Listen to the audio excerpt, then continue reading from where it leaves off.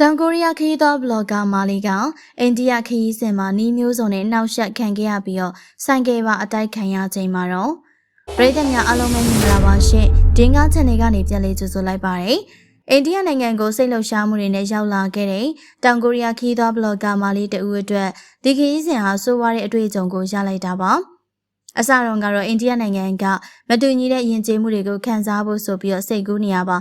ဒါပေမဲ့နီးမျိုးစုံနဲ့နှောက်ယှက်ခံခဲ့ရတဲ့နောက်မှာတော့ခရီးစဉ်ကိုရပ်ပြီးအိမ်ကိုပဲချက်ချင်းပြန်ခဲ့ပါတယ်။အိန္ဒိယနဲ့ပတ်သက်ပြီးအကောင်းမြင်ခဲ့တဲ့ဒီကောင်မလေးရဲ့အမြင်တွေက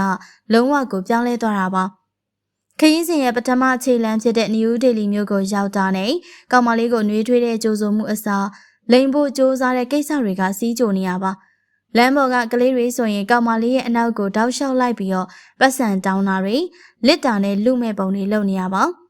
ဒီကောင်မလေးကိုနှောက်ယှက်တဲ့ထဲမှာလူစိမ်းအမျိုးသားတွေလည်းပါဝင်ပါတယ်။တချို့တွေဆိုရင်ကောင်မလေးရဲ့အနာကိုအတင်းကက်လက်တွေကိုလိုက်ဆွဲပြီးတော့အတင်းယူနေကြရပါ။တချို့ကလည်းကောင်မလေးစီကငွေလိမ်ဖို့စ조사ကြပါတယ်။နုနုဖက်ဖက်အသားဖြူဖြူကောင်မလေးတယောက်တည်းကြောဖို့အိတ်လွယ်ပြီးသွားလာနေလို့လည်းဒီလောက်အတင်းရဲနေရပါ။တချို့အမျိုးသားတွေကြတော့ကိုတီးလိုက်ရောက်မကျူးလွန်ပါဘူး။ဒါပေမဲ့လည်းမျက်လုံးတွေနဲ့စားမတက်ဝါမတက်လိုက်ကြည့်နေကြပါတယ်။ဒီလိုပြုမှုတွေကတောင်ကိုရီးယားအပါအဝင်ယဉ်ကျေးတဲ့လူအဖွဲ့အစည်းတွေမှာလုံးဝမသင့်တော်တဲ့အပြုမှုပါ။လိမ်ပိုင်းဆိုင်ရာနှောက်ယှက်မှုဆိုတဲ့ခေါင်းစဉ်တောင်တက်လို့ရပါတယ်။ကောင်မလေးကဒီလိုအကြည့်လောက်ကိုလစ်လျူရှုလို့ရပါသေးရဲ့။ကိုတီးလိုက်ရောက်ကျူးလွန်မဲ့သူမရှိဖို့ပဲဆုတောင်းနေရတာပါ။ကောင်မလေးအတွက်တနေရာကနေတနေရာကိုသွားဖို့လည်းတိတ်မလွယ်ပါဘူး။ထက်စီသမားဆိုရင်ဈေးတွေပိုပြောခဲ့ရပါဆိုင်ကယ်ကယ်ရီနဲ့သွားတော့ကလည်းလူစိမ်းတယောက်ကဆိုင်ကယ်နောက်ကိုအတင်းခွာတက်လို့လန့်သွားခဲ့ရပါသေးတယ်။နောက်ပြီးတော့ဘတ်စ်ကားနဲ့ခရီးဝေးသွားတော့ကလည်းလမ်းမှာကားရက်ပြီးတော့ခရီးသည်တွေကိုဆင်းခိုင်းတဲ့ထဲမှာကောင်မလေးလဲပါဝင်မှာ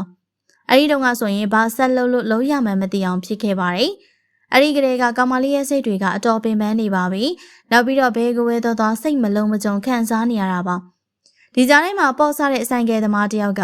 ကောင်မလေးကိုဝင်တိုက်ခဲ့ပါသေးတယ်။ဒီမတော်တဆမှုကြောင့်ကောင်မလေးရဲ့ကြောရိုးအောက်ပိုင်းမှာဒဏ်ရာရပြီးတော့တော်တော်လေးနာကျင်သွားပါတယ်။ဒီအချိန်မှာလူတချို့ကဝိုင်းအောင်လာပြီးအကူအညီပေးခဲ့ပါတယ်။နည်းနည်းကန်ကောင်းကျင်တော့အဲ့ဒီနာကအမှတ်တမ်းရုပ်ရှင်ရိုက်တဲ့တစ်ဖွဲမှာလူနာတင်ကားရှိနေရပါ။ကောင်မလေးကိုအဲ့ဒီမှာခဏသက်သာအောင်ပြုစုပေးပါတယ်။နောက်ပြီးတော့ရဲတွေလည်းရောက်လာခဲ့ရပါ။ဒါပေမဲ့လူနာတင်ကားမခေါ်ပေးပဲဆိုင်ကယ်နဲ့ဆေးရုံကိုပို့ပေးလိုက်တာပါ။ကောင်မလေးကတော့ဒဏ်ရာရတဲ့သူကိုကားမခေါ်ပေးပဲဆိုင်ကယ်နဲ့အတင်းလွတ်ခဲ့တဲ့ရဲတွေရဲ့ဆုံးဖြတ်ချက်ကိုမယုံကြည်နိုင်အောင်ဖြစ်ခဲ့ပါတယ်။အစိုးရအစည်းအရုံးကိုရောက်တော့လေဆရာဝန်တွေကအေးအေးဆေးဆေးပဲလုပ်နေကြရပါ။ကောင်မလေးက CT scan စစ်ပြီးဖို့တောင်းဆိုတာတောင်းမှမလိုဘူးလို့ညင်းခဲ့ပါတယ်။ဒီအချိန်မှာကောင်မလေးလည်းအတော်စိတ်ပြတ်နေပါပြီ။ဆေးရုံကနေဟိုတယ်ကန်ပြန်ရောက်ချိန်မှာတော့စိတ်ကိုလွတ်ချလိုက်ပါတယ်။ဒီအချိန်မှာပဲချုံပွဲချငိုခဲ့မိပါတယ်။နောက်ပြီးတော့အင်ကိုချက်ချင်းပြန်ဖို့အထုပ်ပိုးတွေပြင်နေခဲ့ပါတယ်။လေစိတ်ကိုလည်းကောင်မလေးကဆိုင်ကယ်နဲ့သွားခဲ့ရပါ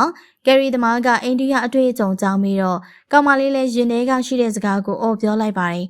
အဲ့ဒါကတော့အိန္ဒိယကိုမုန်းတယ်ဆိုတဲ့စကားပဲဖြစ်ပါတယ်ရှင်ဒီနေ့ဗီဒီယိုလေးကတော့ဒီလောက်ပါပဲရှင်နောက်ထပ်လည်းစိတ်ဝင်စားဖွယ်ရာအကြောင်းအရာတွေကိုတင်ဆက်ပေးမှာဖြစ်လို့ကျမတို့ရဲ့ channel လေးကို like and subscribe လုပ်ပေးခဲ့ကြပါဦးနော်အားလုံးကိုကျေးဇူးတင်ပါတယ်ရှင်